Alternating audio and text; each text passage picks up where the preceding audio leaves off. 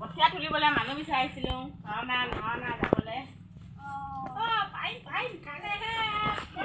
তুলিব লাগিব কাইলৈ তুলিবি ক মানে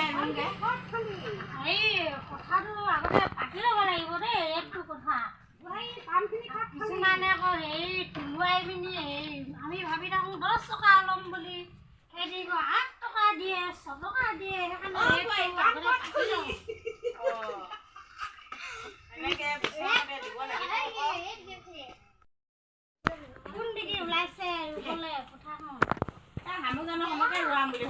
মানুহ পালে মানে একেবাৰে ৰোৱাই থম গোটেই 10 জনীমান হৈ কিনে একেবাৰে এদায় কৰিম বুলি ভাবিছো সেইকাৰণে তহঁতৰ কঠীয়াখিনি তুলুৱাই ল'ম বুলি সেইকাৰণে বিচাৰিছো তুলি ৰোৱা যে গাত ল'বলৈ টান পাইছোঁ শহু হয় যে সেইদিনা পথাৰখন ৰুলেগৈ আমাৰ বোৱাৰীয়ে গোটেই ভৰিখন শহু হ'ল খজুৱাই সেইকাৰণে যাবলৈ টান পায় আকৌ সেইদিকে সেনেকুৱা হয়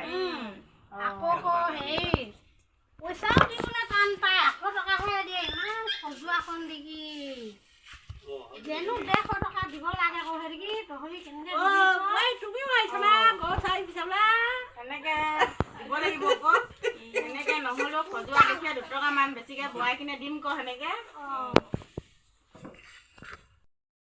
তাহে মানুহ বিচাৰিছোঁ আকৌ এই সৰহ বোৱাৰী নালিয়া বোৱাৰীকে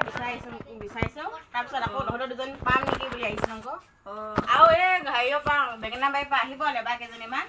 সেই গোটেই কেইজনী মিলাই সেই 10-15 জনীমান হ'ম সেইকাৰণে তহঁতকো চাব আহিছোঁ আকৌ মায়ে পাৰে নোৱাৰে আকৌ মই নোৱাৰিম মই যে যোৱা বছৰ আনি থোৱা আছে এই অনিলৰ ঘৰৰ পৰা পইচা 500 আনিছিলোঁ যোৱা বছৰ ধাৰ নমৰিলে এইবছৰ আকৌ ৰুবগৈ লাগিছিল দে সেনেকৈ তহঁতি বহি থাক মই যামগৈ সেনেকৈ দেই তেনেহ'লে বোৱাৰীয়ে যাবি সেনেকৈ যাম অলপমান সোনকালে উলিয়াকৈ যাবি সোনকালে আহিব লাগে যে